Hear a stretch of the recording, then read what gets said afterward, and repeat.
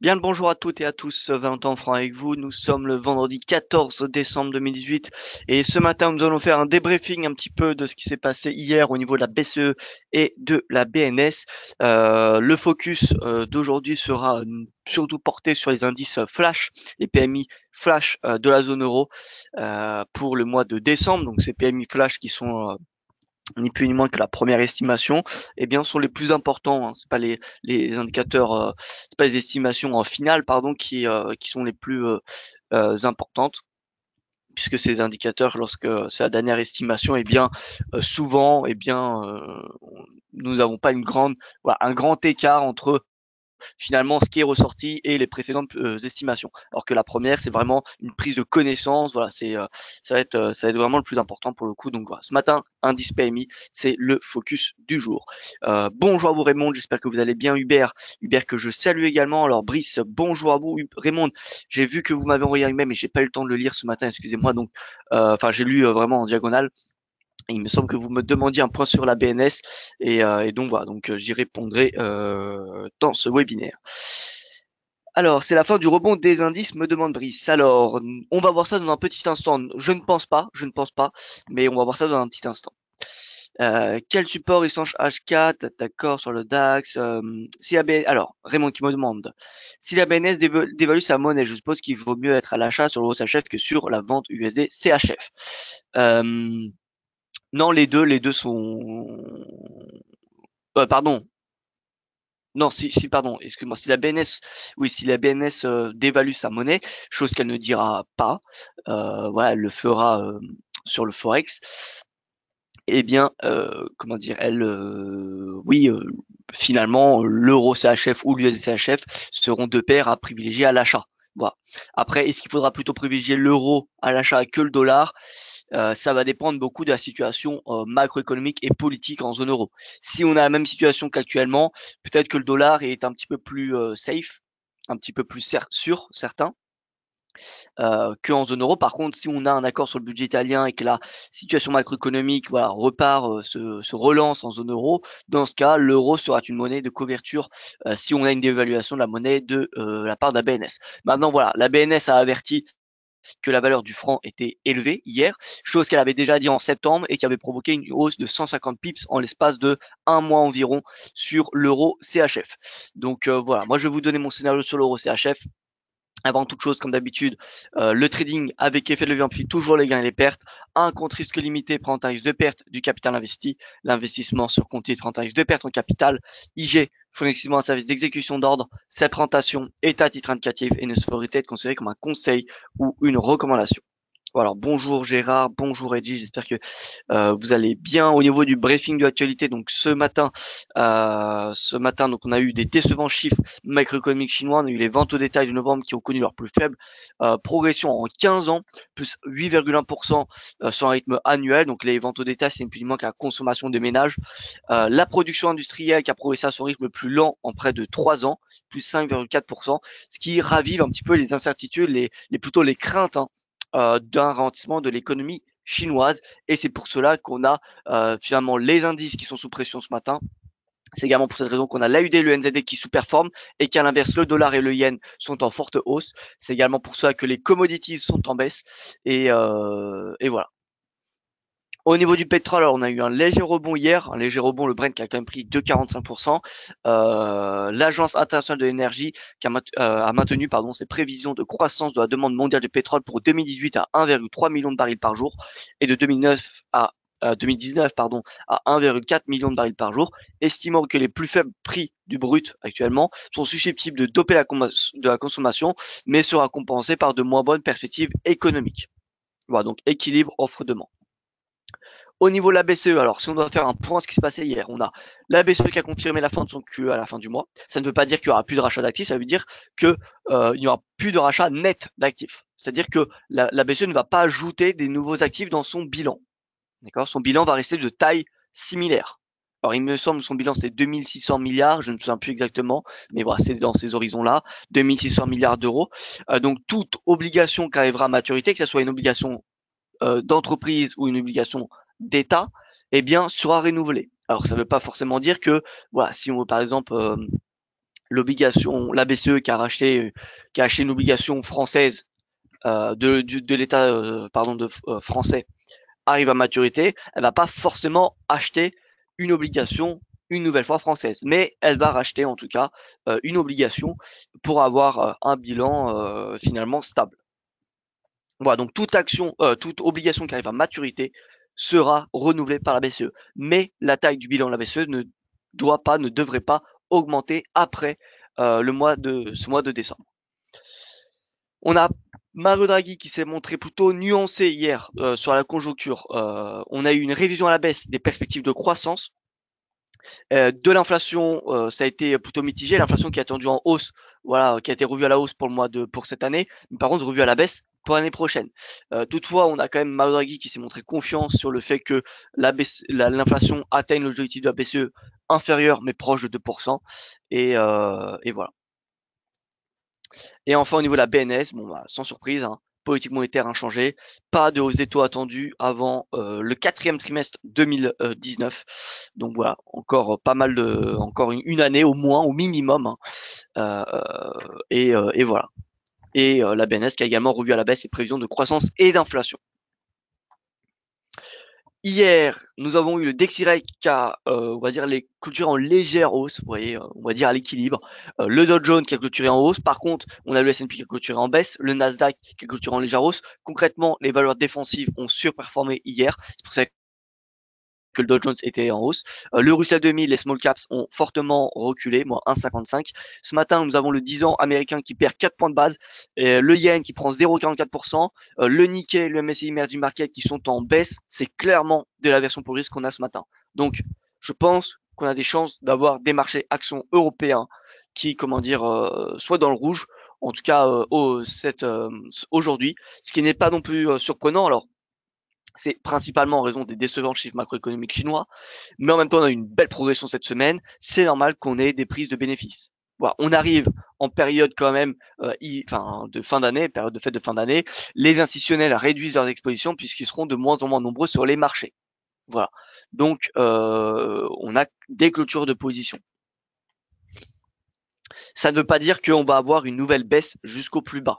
Je n'anticipe pas, on va voir ça dans un petit instant, mais je n'anticipe pas de baisse jusqu'au plus bas, au récent plus bas finalement du début de semaine. Au niveau du calendrier économique, donc 9h30 et 10h des indices PMI zone euro Allemagne. On en aura même au niveau de la France et des autres pays de la zone euro un peu avant et un peu après. Enfin plutôt un peu avant, excusez-moi. Donc on voit l'indice composite de la zone euro. Alors composite zone euro 52,8 contre 52,7, donc une activité économique globale en progression. Au niveau des services, stable. Par contre, l'indice manufacturier devrait est stable également, pardon, stable également. D'accord. Donc ce matin, les indices PMI flash en zone euro, 14h30, vente au détail des US, ça sera particulièrement important, parce que vente au détail, c'est la consommation des ménages. Alors, c'est consommation entre guillemets, parce qu'on n'a pas les services dans les ventes au détail. Hein. Donc, vente au détail, c'est vraiment la consommation de biens, j'ai envie de dire, des ménages. Et donc, nous aurons cette statistique qui sera importante, puisque qui dit hausse des ventes au détail, enfin dit croissance des ventes au détail, dit inflation. Et ensuite, nous aurons également la production industrielle aux États-Unis et les indices PMI également flash à 15h45.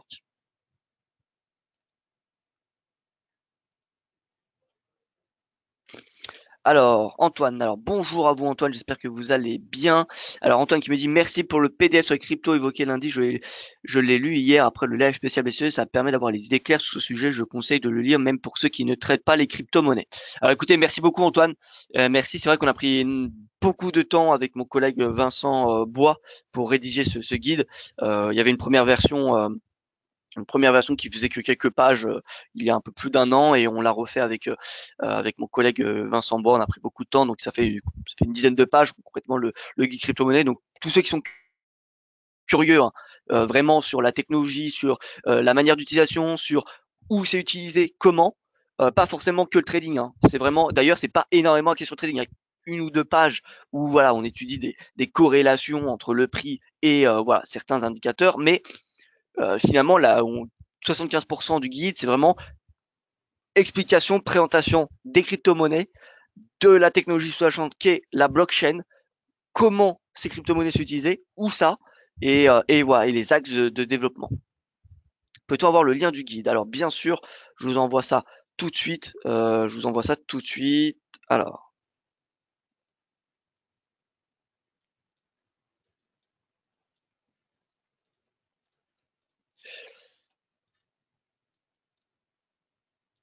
voilà, donc pour tous ceux qui vraiment sont curieux, pas forcément d'un point de vue trading, mais vraiment sur bah, voilà, comment ça fonctionne. C'est un condensé d'informations, euh, 10 pages, 10-15 pages. Voilà, ça peut, je pense, vous être utile, hein. Bon, au niveau du forex, rapidement, regardez, on voit vraiment qu'on a de la version pour le risque puisque l'AUD et le NZD, eh bien, sous-performent. Alors pourquoi elles sous-performent? Eh bien, vous le savez, ces deux devises, ces deux économies plutôt, économie australienne, économie néo-zélandaise, de par leur situation géographique, sont énormément liées à l'économie chinoise. Et puisqu'on a des indicateurs macroéconomiques en Chine qui ont été plutôt décevants cette nuit, eh bien, c'est pas surprenant qu'on ait ces deux devises qui clairement sous-performent. À l'inverse, dollar le yen, eh bien, surperforme dans ce contexte. Au niveau du VIX, hier, le VIX qui a baissé. Voilà. Donc ça, c'est bon pour les marchés à actions quand même si le VIX est quand même à 20,65, donc il est quand même une phase où voilà, il y a de la volatilité. Et donc au niveau des marchés à actions, est-ce que ça revient à mettre en cause le rebond du début de semaine? La réponse, c'est non. Alors, faites-moi penser que le NZD4, j'ai quelque chose voilà, à vous montrer d'assez intéressant, mais je y reviendrai après puisqu'on va commencer par les indices. Donc on voit hein, clairement on est dans le rouge, vous voyez toutes les tous les actifs en jaune, c'est des indices boursiers. Et vous voyez que les futurs américains sont dans le rouge, l'Asie dans le rouge, l'Europe dans le rouge. Bref, voilà, on a plutôt une baisse ce vendredi, ce qui est encore une fois normal puisqu'on a eu une énorme, quand même, une forte progression en début de semaine jusqu'à mercredi. Jeudi, ça s'est stabilisé et là, on repart en baisse. On a un gap. Voilà, c'est assez normal. En même temps, on va pas monter en ligne droite. Je vous rappelle, une tendance, c'est vraiment impulsion, correction, et ensuite on repart à la hausse. Voilà, donc là on a des retracements de Fibonacci qu'on peut tracer sur le DAX. Alors je vais même mettre en 15 minutes. Voilà, 15 minutes, retracement de Fibonacci. Alors là il y a beaucoup de seuils. Bon, 38% c'est 3000. Oula non, pardon, on est sur l'Eurostock 50, excusez-moi, nous ne sommes pas sur le DAX. Donc 3082, c'est le prix auquel le marché a ouvert ce matin. C'est un niveau de support, puisque c'est le seuil psychologique des 3080. Ensuite, nous aurons les 3068 puis les 3050.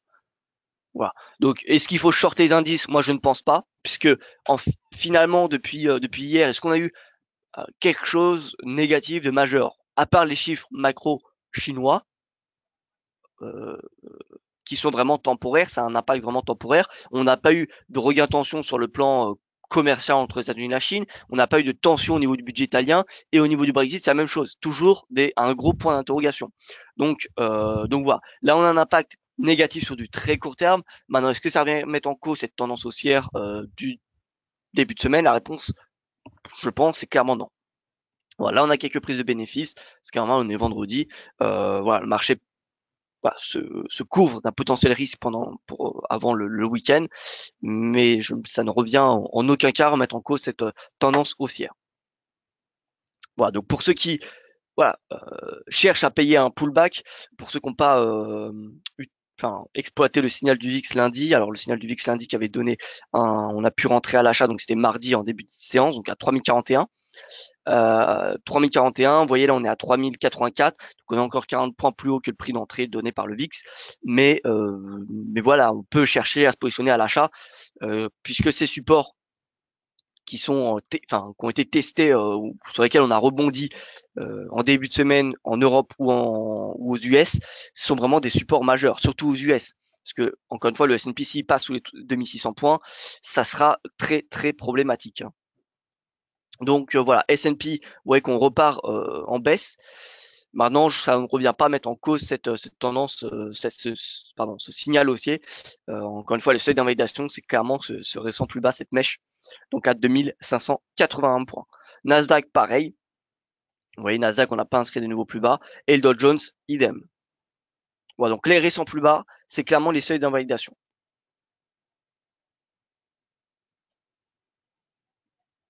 voilà, Antoine qui vous dit tous les indices baissent suite à la mauvaise statistique de la production industrielle cette nuit venant de Chine. C'est exactement cela. On a eu donc on a eu les ventes au détail, la production industrielle chinoise qui ont vraiment déçu et voilà, qui ont été vraiment à des plus bas historiques, ce qui vient raviver finalement les craintes d'un ralentissement de l'économie chinoise.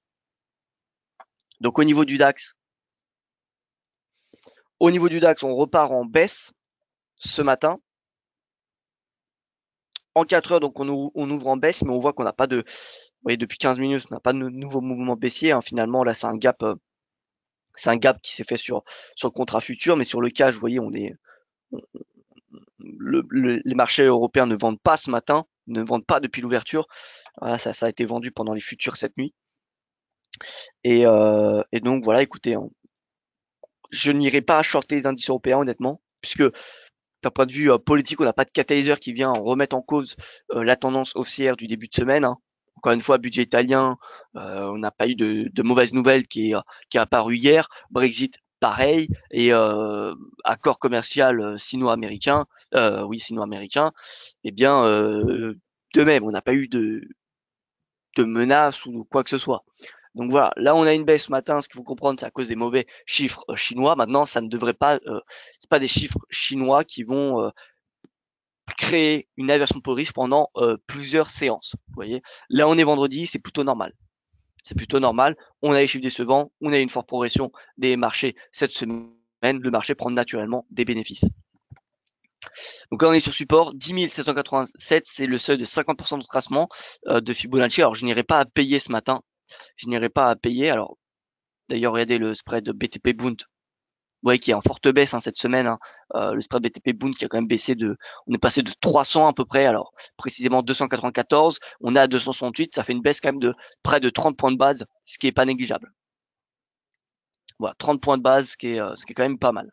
Donc voilà, baisse du spread BTP Bund, c'est bon pour les marchés actions, c'est-à-dire que finalement le marché regagne en confiance dans les actifs italiens.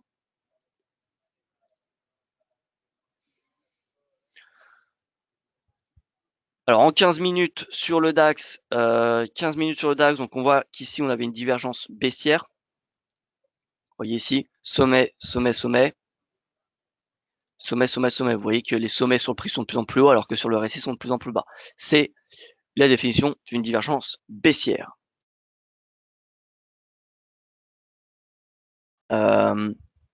C'est maintenant, est-ce qu'il faut passer à la vente? Encore une fois, ce matin, moi je ne pense pas, ça me semble assez compliqué. Vous voyez qu'on est quand même près du S3 journalier. Vous savez que le S3 journalier est rarement testé et lorsqu'il est testé, il est très très très rarement dépassé. Ouais, faudrait que je fasse une étude de probabilité. C'est vrai qu'il y a personne qui fait des études de probabilité sur Twitter. D'ailleurs, j'ai fait une étude récemment sur la probabilité d'une récession américaine. Et d'ailleurs, j'ai été assez surpris puisque BFM Bourse m'a contacté pour utiliser cette étude. Donc, vous voyez que j'étais assez surpris. La voici. Donc, je vous invite à prendre une capture d'écran. Probabilité d'une récession américaine selon l'état de la courbe des taux des États-Unis. Donc actuellement, alors il me semble que je vous l'ai déjà présenté cette étude hier, mais bon, concrètement, en ce moment, on est entre 10 et 20 points de base d'écart entre le 10 ans et le 2 ans américain. Vous voyez précisément, nous sommes à 10 moins 2 ans, on est à 14 points de base. 14 points de base, donc on est entre 20 et 11. Il y a 29% de probabilité d'une récession d'ici 6 mois, 42% d'ici 1 an, 75% d'ici 2 ans. Alors je parle bien de la courbe des taux américaine, d'accord? Et donc d'une récession américaine. Je parle pas de la France ou de la zone euro. D'accord, mais voilà, si on a une récession américaine, c'est synonyme de crack sur les marchés financiers américains. Et s'il y a un crack sur le marché américain, vous vous doutez bien qu'il y a également un crack en Europe. Donc voilà, c'est pour ça que finalement aux États-Unis, la situation macroéconomique la plus suivie dans le monde de la finance, c'est celle des États-Unis.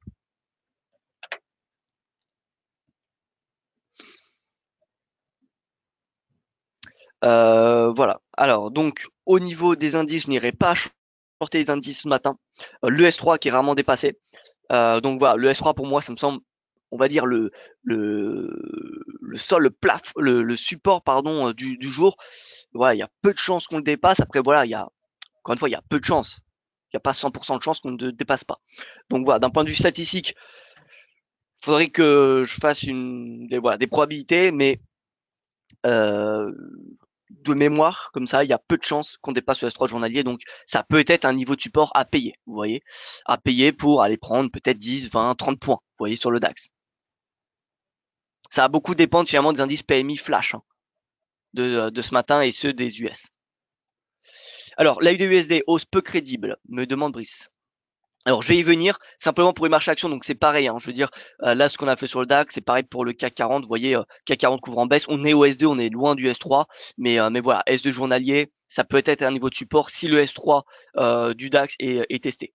Voilà. Si on a un rebond du DAX, on aura un rebond du CAC 40. Voilà. Donc voilà, puisque le DAX est sur le S3 journalier, proche du S3 journalier, il y a beaucoup plus de chances qu'on ait un rebond. Et donc si on a un rebond du DAX, on a également un rebond du CAC 40. D'accord, on ne doit pas avoir des indices qui vont dévier. C'est assez rare, les indices européens qui dévient. Donc voilà. Et l'Eurostoxx, pareil, vous voyez, on est entre le S2 et le S3. Hein. L'Eurostoxx, qui n'est plus ni moins qu'un mix entre le CAC 40, le DAX, auquel on ajoute un petit peu d'actions espagnoles, un petit peu d'actions belges, néerlandaises et italiennes. Voilà. Mais concrètement, voilà, l'Eurostoxx, on peut dire que c'est un mix entre le CAC et le DAX. Voilà, donc, mais c'est le même, disons que on va faire la même analyse que sur le DAX 30, c'est-à-dire que puisque le DAX 30 est proche de son S3 journalier, peu de chances qu'il soit dépassé, plus de chances qu'on ait un rebond, et si on a un rebond du DAX, on a également un rebond des autres indices européens. Voilà, donc l'AUD-USD, j'y viens puisque rappelez-vous, j'avais donné plutôt une suggestion à l'achat en début de semaine. Alors c'était précisément, vous voyez, à ce moment-là, le 12 décembre, mercredi. Est-ce qu'il faut lâcher l'achat AUD-USD? Alors je reste fidèle à mon analyse. Pour un moment, encore une fois, là la baisse de l'AUD qu'on a cette nuit, c'est essentiellement dû aux indicateurs chinois. Ce week-end et ce vendredi, les investisseurs vont digérer cette annonce. Lundi, nous repartirons pas sur une feuille vierge, mais presque.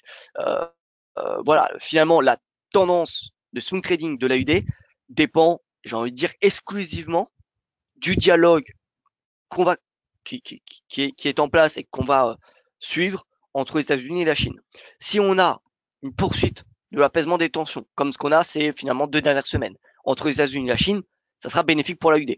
Si au contraire on a des nouvelles, voilà, on a vraiment le sentiment que il y a un nouveau blocage et qu'il y a potentiellement alors pas des nouvelles sanctions parce qu'ils ont signé une trêve commerciale de 3 mois, je vous rappelle, le 1er décembre, mais que voilà, il y ait des nouvelles confrontations. Dans ce cas-là, l'AUD et le NZD sous-performeront. Donc, est-ce qu'il faut annuler sa stratégie haussière AUD-USD? Pour moi, non. Le seuil d'invalidation, comme j'avais dit dans mon article, il me semble en début de semaine, et dans ce webinaire, c'est les 0,7165. C'est la clôture journalière sous 0,7165. Si on clôture sous ce seuil, dans ce cas-là, on viendrait invalider la stratégie. En tout cas, on aurait un argument pour invalider la stratégie acheteuse de l'AUD. Voilà. Voilà. Donc l'AUD, vous voyez qu'on teste ce support. Si on clôture en dessous, là, ça viendrait clairement compromettre le scénario haussier.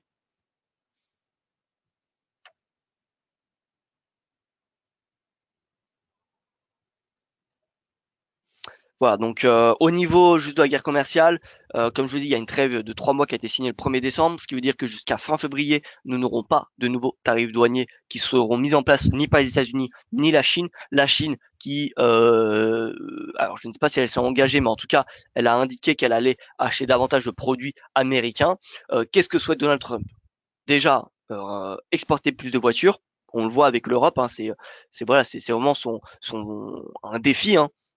Donald Trump qui s'en prend beaucoup aux importations de voitures et finalement le déficit commercial américain, il est alors pas essentiellement, mais il est quand même beaucoup dû aux importations de voitures. Donc c'est pour cela que que Donald Trump s'en prend aux importations de voitures, que ce soit envers l'UE ou envers le Japon ou envers la Chine, même si la Chine voilà exporte pas énormément de voitures vers les États-Unis, tout de même voilà, si Donald Trump peut exporter plus de voitures américaines, eh bien, il s'en serait extrêmement ravi. Donc ça, c'est l'un des premiers objectifs. Alors, il n'y a pas une liste, hein, c'est pas priorisé, d'accord, c'est pas écrit, mais voilà, c'est en tout cas ce qu'on ressent, c'est plus d'exportation de voitures américaines, et deux, c'est les agriculteurs américains.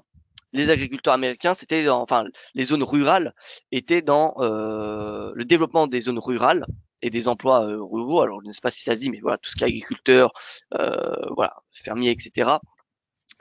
Éleveur, pardon. Eh bien, ça, c'était dans les promesses de campagne de Donald Trump. Euh, et donc, voilà, s'il peut exporter plus de soja comme il a fait avec Bruxelles, hein, avec l'Europe en juillet, rappelez-vous, et comme ce que la Chine est en train de faire depuis finalement la trêve commerciale, on a déjà deux gros producteurs américains qui ont annoncé que voilà, ils avaient déjà exporté 150 millions de dollars pour 150 millions de dollars pardon de soja américain en l'espace de à peine 2 semaines vers la Chine.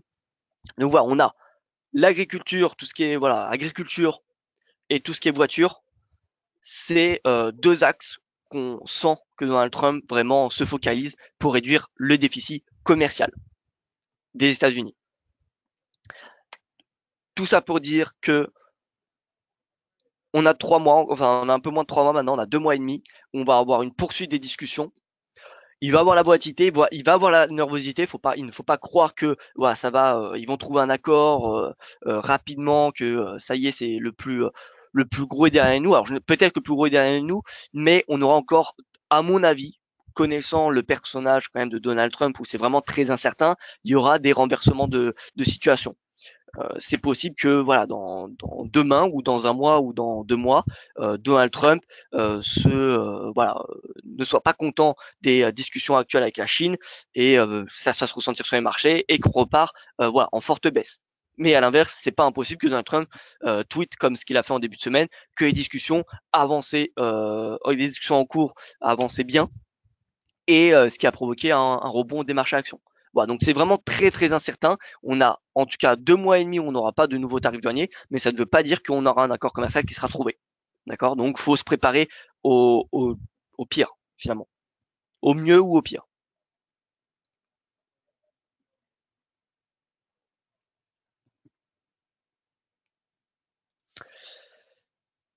Alors, s'il y a une récession aux US qui se déclenche, est-ce que ça peut se propager à la zone euro et donc à la France? Alors, honnêtement, comme ça, je vous dirais que oui, il y a quand même une certaine corrélation.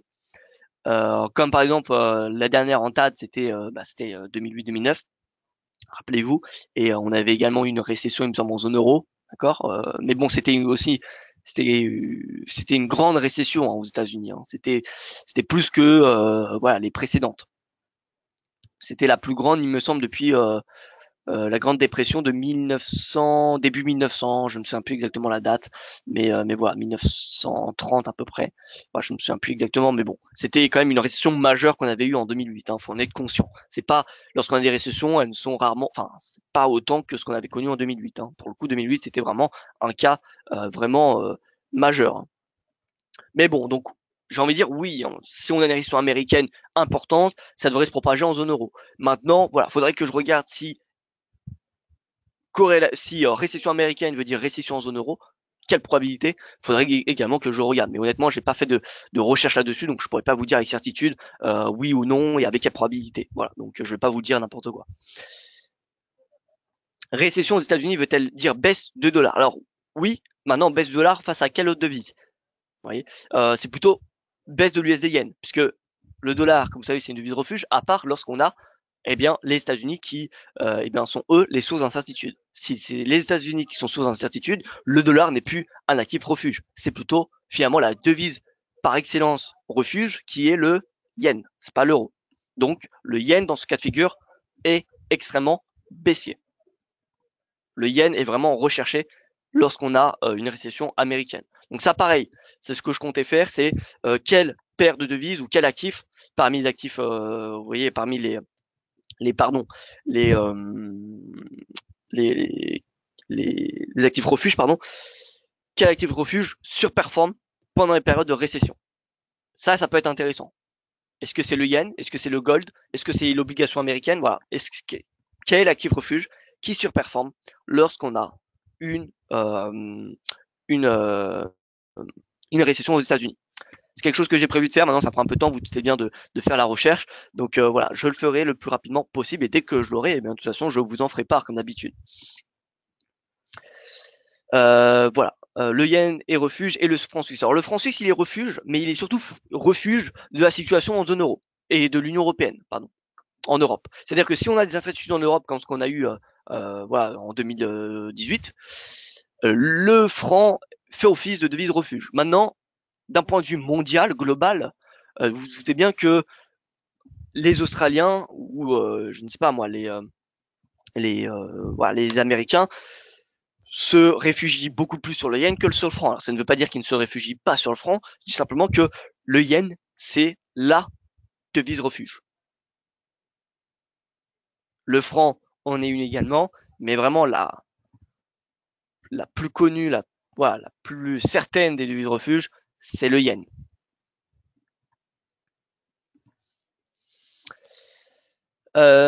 Merci pour le Dow Jones. Je trouve que comme il a fini flat hier et qu'il n'y a pas de gros changements, c'est pas idiot de le racheter sur les futurs. Oui, pourquoi pas. Alors, pour celui ou celle qui a posé cette question, j'ai un problème, je ne vois pas votre nom et je sais que c'est vous qui m'avez demandé de vous envoyer par email l'indicateur Disparity Index sur ProRealTime hein, que voilà j'ai. Sauf que puisque voilà il y a un problème, à mon avis, je sais pas, lors de votre inscription il y a eu un problème, donc je vois pas votre nom et du coup je peux pas retrouver vos questions dans l'historique. Donc si vous pouvez me renvoyer, voilà c'est Philippe, voilà donc je vais le noter tout de suite. Alors je vais bloquer mon écran pour pas que voilà tout le monde le voit. Alors comme ça je copie et je colle et je vous enverrai l'indicateur, donc Disparity Index de ma stratégie en fin de webinaire. Excusez-moi, j'ai pas pu hier. J'ai cherché pendant beaucoup de temps voilà, dans l'historique, mais voilà, il y a un problème à mon avis dans votre inscription. Est-ce que je ne vois pas votre nom?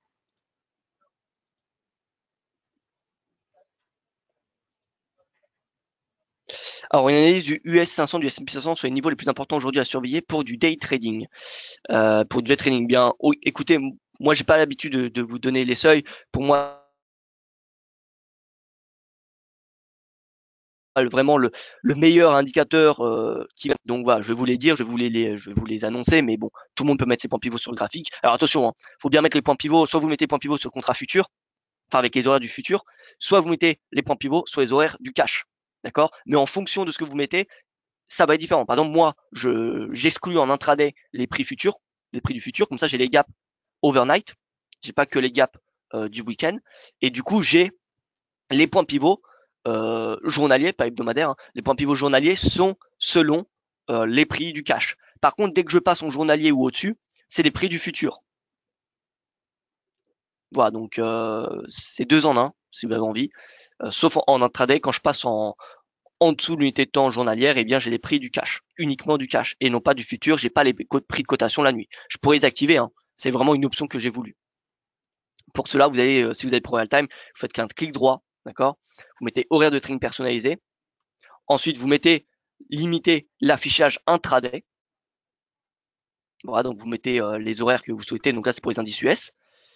Vous pouvez également appliquer ces réglages pour les unités de temps journalières et supérieures. Moi, j'ai décoché parce que je veux les prix du futur sur l'unité de temps journalière, hebdomadaire, etc., etc. Mais je ne les veux pas en intraday. Ouais, donc moi c'est ce que je fais. Il y en a deux qui mettent les prix du futur tout le temps. Hein. C'est, il y a pas vraiment, il y a pas de meilleur. Hein. Voilà, c'est pas mieux de mettre que le cash ou que le futur. Hein. C'est vraiment une façon voilà d'analyser et de trader. Donc voilà, il n'y a pas de meilleure chose. Alors oui, je vais répondre à votre question. Excusez-moi, j'ai vu pour le GBP, hein, Philippe. Je vais répondre dans un tout petit instant. Je termine juste les indices avec ce S&P. Donc pour S&P, vous voyez, je vais vous donner les points pivots. Donc point pivot du jour 2650, le S1 2131. Alors je pense que le S1 ou le R1 vont être dépassés vu voilà, on est vendredi, prise de bénéfice. On voit quand même que le DAX est venu chercher son S3. Donc ça m'étonnerait que le S&P reste compris entre son S1 ou son R1. Donc je pense plutôt qu'on va aller chercher le S2 ou le R2. Vous voyez, pour les indices américains d'une façon générale, hein, que ce soit le S&P, le Dow ou le Nasdaq. Donc voilà, je pense que le support vraiment à surveiller, ça va être les 2616. Et au niveau d'ailleurs on voit sur le futur, hein, parce que là on est sur le futur, regardez la cotation à gauche, 2621. Donc on est On est ici, hein, le contrat futur du S&P 1. Vous voyez, gap baissier. On est au S2 sur le futur. Et le R2, donc ça m'étonnerait qu'on l'atteigne, le R2, parce que sinon ça fait quand même une hausse.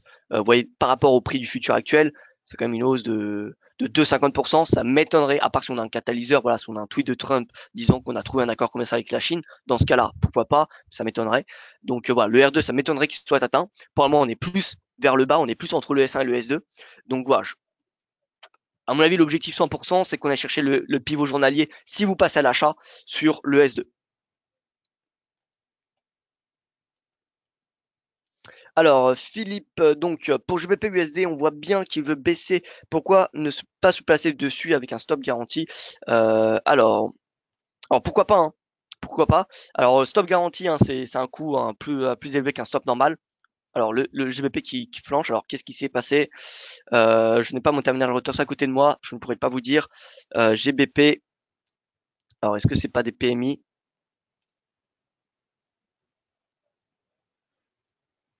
Alors, les PMI, déjà, on a des PMI. Non, on n'a pas les PMI de la zone des UK, bien évidemment. Alors, on va regarder rapidement ce qui s'est dit. Peut-être une news. Alors, déjà, Allemagne, PMI manufacturier 51,5 contre consensus 52, précédent 51,8, donc plutôt décevant ce PMI, en dessous des attentes et en dessous de la précédente publication. Donc, c'est synonyme. Les PMI, c'est très important parce que c'est synonyme de ralentissement de l'économie, hein. France PMI 49,7 manufacturier, hein, contre 57, et, donc décevant. 49 en dessous de 50, c'est contraction, hein. C'est-à-dire que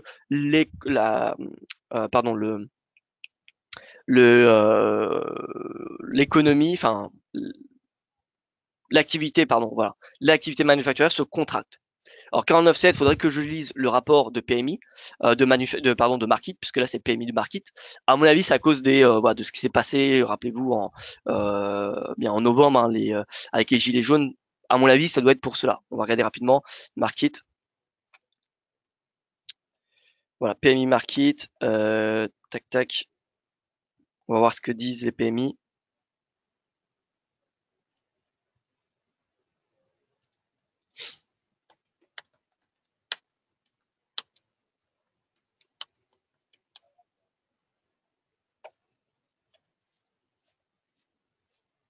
Voilà.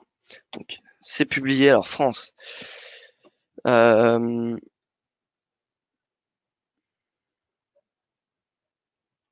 voilà. Allez. À 49,3, on descend l'indice. Chute fortement par rapport à novembre 54,2. Donc ça, c'est novembre, à mon avis, de l'année dernière, reflétant notamment les perturbations liées au mouvement des Gilets jaunes sur le territoire français. Voilà, rien de surprenant, c'est tout à fait normal. L'activité recule pour la première fois depuis 2 ans et demi dans le secteur privé français. Donc voilà.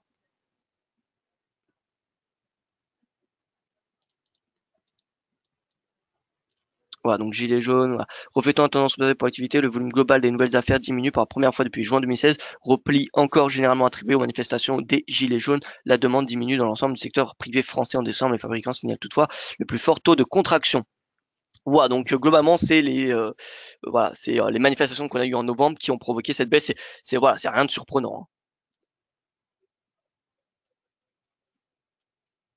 Voilà, rien de surprenant. Alors, qu'est-ce qui s'est passé sur le GBP?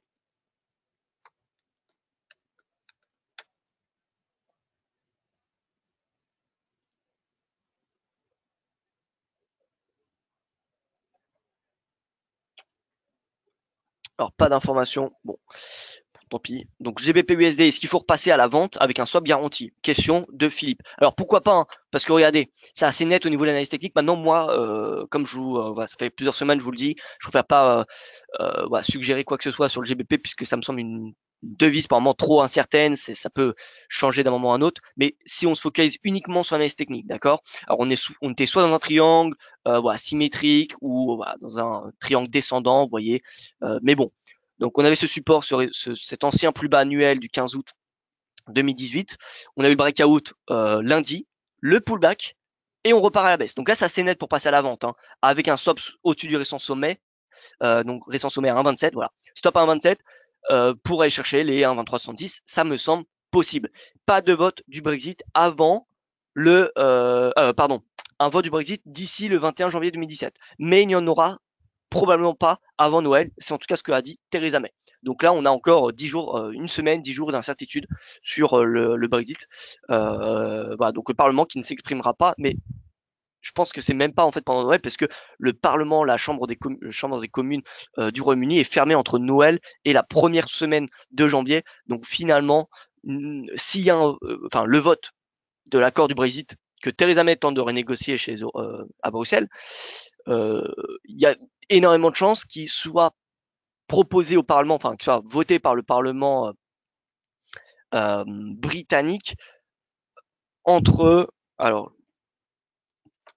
janvier, donc entre le 7 pardon et le 18. Vous voyez, entre le 7 et le 18, c'est voilà, c'est une période de 2 semaines où le texte devrait être proposé au Parlement britannique. D'ici là, ça devrait être vraiment incertitude totale sur le GBP. Donc voilà, techniquement, c'est assez propre. Cassure, breakout, pullback et on repart à la baisse. Donc là, oui, c'est possible de passer à la vente pour viser les 1,2366. Déjà, premier objectif, c'est le récent plus bas. Ouais, le plus bas à 24,64. Puis viendra ensuite les 1,2366. Remarquez un petit peu comment le S3 hebdomadaire, ici en vert, a fait office de support. Vous voyez, c'était assez net. Donc vous voyez que le S3 ou le R3 est rarement dépassé, même quand on a de la volatilité comme sur la livre sterling en ce moment. La volatilité moyenne en pourcentage, la volatilité moyenne sur un mois en pourcentage du prix sur le GBP-USD, c'est 1%. C'est-à-dire que la volatilité moyenne par jour du GBP-USD, c'est 1%, plus ou moins 1%. Donc vous avez imaginé que c'est quand même très volatile. C'est le double. Alors il me semble que c'est la plus importante volatilité moyenne depuis plus d'un siècle sur la livre sterling. Donc voilà, on a de la vol. Il faut en être conscient sur le GBP. Alors, je voulais vous faire voir le NZD CAD. Je vais déjà faire rapidement un tour sur l'euro dollar et l'USD yen. L'euro dollar qui est toujours dans son triangle. Vous voyez qu'on est revenu en bas du triangle alors qu'en début de semaine on était revenu en haut. Écoutez, tant qu'on n'a pas le breakout, moi je ne suggérerais rien du tout. Par contre, si on a un breakout à la baisse, il faudra s'attendre à un repli à 1,1215. Vous voyez, à ce plus bas. À l'inverse, si on a un rebond et on a une sortie par le haut, il faudra chercher à acheter jusqu'à 1,15, voire même beaucoup plus haut. Le DXY, qu'est-ce qu'il nous dit? Eh bien, vous voyez qu'on a eu un rebond, on a eu un nouveau rebond. Donc là, ce vendredi, on a une hausse. Attention, attendons la clôture journalière et donc également hebdomadaire parce qu'on est vendredi. Attendons la clôture journalière pour valider le breakout. C'est pas parce qu'on a une percée intraday qu'il faut se précipiter à l'achat. D'accord? Donc, patience. Patience. Je rappelle que le triangle, c'est avant tout une figure de continuation. En tout cas, d'après l'étude de Bulkowski. Il y a plus de chances que ce soit une figure de continuation. Donc, puisque le mouvement précédent il était haussier, et bien donc il y a plus de chances qu'on ait une sorte par le haut. Maintenant, c'est pas impossible qu'on ait une sortie par le bas. C'est pour ça qu'il faut vraiment attendre le breakout et qu'il ne faut pas anticiper celui-ci. Au niveau de l'USD yen, bon, on revient proche de l'oblique. Maintenant, voilà, le yen, vous connaissez mon opinion, soutenu dans le fond sur du moyen terme par un VIX quand même élevé. Alors, il n'est pas non plus inquiétant, mais regardez par rapport sur un an glissant, il est quand même assez élevé, le VIX. Donc ça, c'est source de soutien pour le yen. Et regardez le yen qui ce matin prend 0,54%. Vous voyez comme quoi, fallait pas. Voilà, le yen, c'est dans son range, quand il est en bas, c'est intéressant de le payer. Bon, donc l'USD yen à chercher, pourquoi pas se positionner à la vente. Maintenant, voilà, si on a une sortie par le haut du DXY, de ce triangle, si on a une sortie par le haut, c'est-à-dire que le dollar sera également boule. Et donc, au lieu de vendre l'USD yen, il faudra plutôt vendre. Alors, soit le GBP yen pour les plus sportifs, parce qu'en ce moment, le GBP, comme je vous l'ai dit, c'est assez volatile. Soit l'euro yen ou la UD yen ou voilà, des paires en yen. En tout cas, il faudra chercher à les vendre. Voilà, donc NZD CAD. Alors, c'est que de l'analyse technique sur NZD CAD. C'est en fait un de mes collègues qui m'a fait voir cette paire en début de semaine. Et voilà, je n'ai pas voulu vous proposer cela, mais regardez NZD CAD.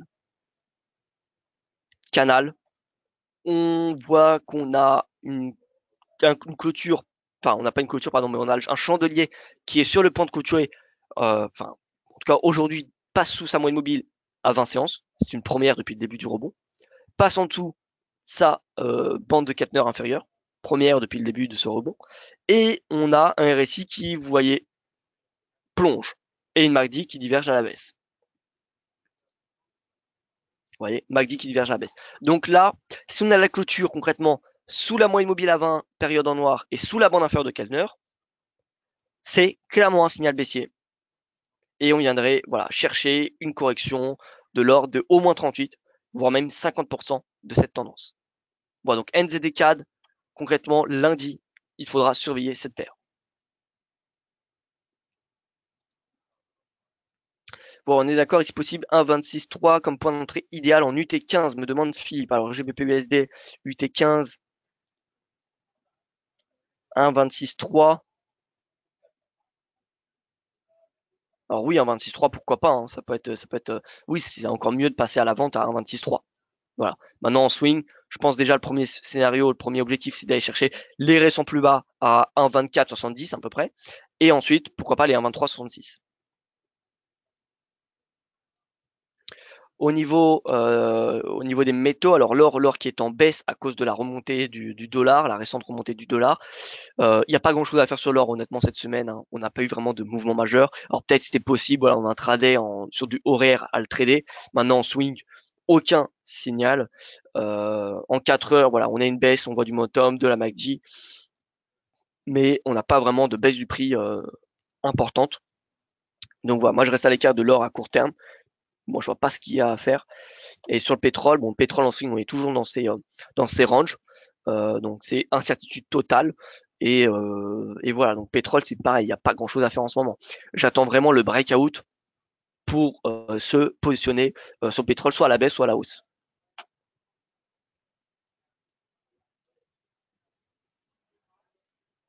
Voilà, donc conclusion, euro-dollar, on attend encore un petit peu, enfin on attend tout simplement le breakout du triangle, la clôture journalière, d'accord. Le GBP-USD, potentiel baissier technique hein, jusqu'à 1,366, maintenant soyez prudents sur le GBP. L'USD Yen, on peut commencer à chercher à vendre cette paire. Maintenant voilà, si on veut acheter du Yen, pourquoi pas le faire face à de l'AUD si on est pessimiste, sur les relations, les négociations entre les États-Unis et la Chine, ou alors face, je sais pas, à l'euro si on est sceptique sur le budget italien, ou face au GBP si on est sceptique sur le Brexit. Voilà. Ça dépend, vous, votre opinion. Mais en tout cas, acheter le yen, c'est pas forcément une meilleure chose lorsqu'on a un VIX qui est quand même assez élevé.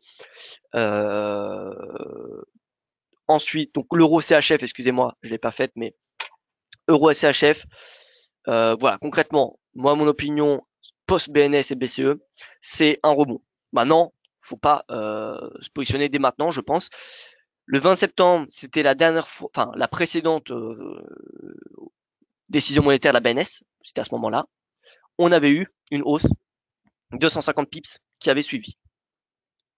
Maintenant, en termes de trading, on n'a pas de signaux d'un point de vue technique, alors que le 20 septembre, on avait quand même eu une divergence. On avait eu le RSI qui était passé au-dessus de 50.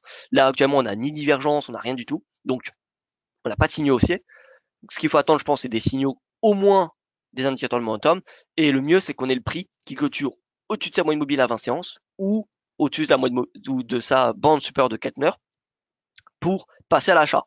Mais pour le moment, le prix reste baissier. Donc c'est possible qu'on vienne chercher les plus bas à 1,12 et qu'ensuite on ait le rebond. La BNS ne devrait pas vraiment être inquiète. Enfin, on ne devrait pas, je pense, s'inquiéter la BNS tant qu'on est au-dessus des 1,12. Maintenant, si le franc continue à s'apprécier et fait passer l'euro sous les 1,12, là par contre, faudra clairement faire attention à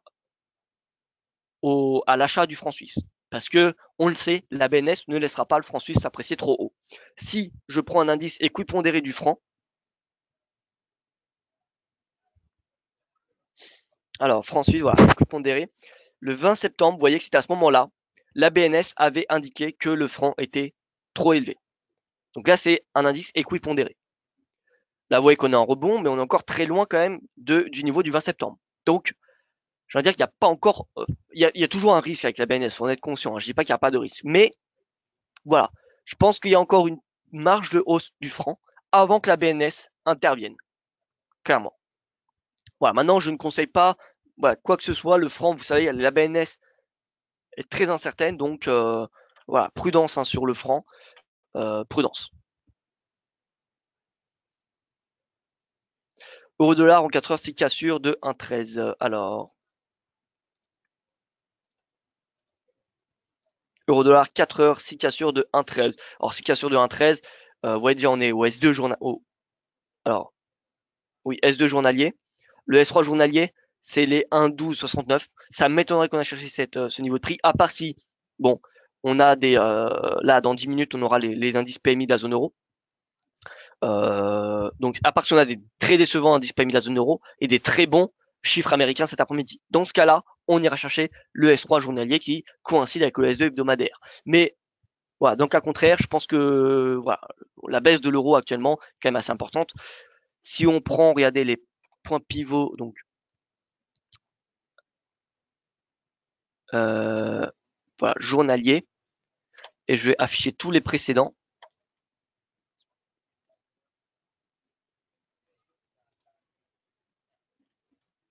Bon, c'est pas très lisible, hein.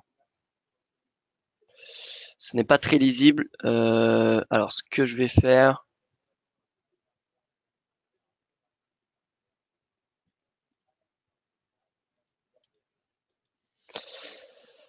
non, bon. De toute façon, je ferai l'étude statistique sur les points pivots, combien de temps sont le R3 ou le S3 sont dépassés, enfin la probabilité d'un dépassement ou d'un rebond du S3 ou du R3. Je vais faire ça sur le CAC, sur l'euro dollar, et voilà, je pense que ça sera suffisant. Donc je ferai ça prochainement, hein, pas aujourd'hui, mais voilà, dans les prochains jours, prochaines semaines, je ferai cette étude. Bon, d'ailleurs, si vous avez des études statistiques que vous voulez connaître, hein, parce que moi j'ai pas, voilà, vous avez peut-être des idées que je n'ai pas pensé, n'hésitez pas à m'en faire part et je ferai l'étude si j'ai le temps. Ça me ferait, voilà, ça me fera plaisir d'en faire ça fait plaisir de faire des études. Donc voilà. Quand on voit que l'euro dollar perce les 1,13, les tests, tout va dépendre vraiment des indices américains, enfin des chiffres américains cet après-midi. Ils sont bons, on ira très probablement chercher les 1,1270. S'ils sont mauvais, on va rester à 1,13. On va rester, voire on va peut-être rebondir.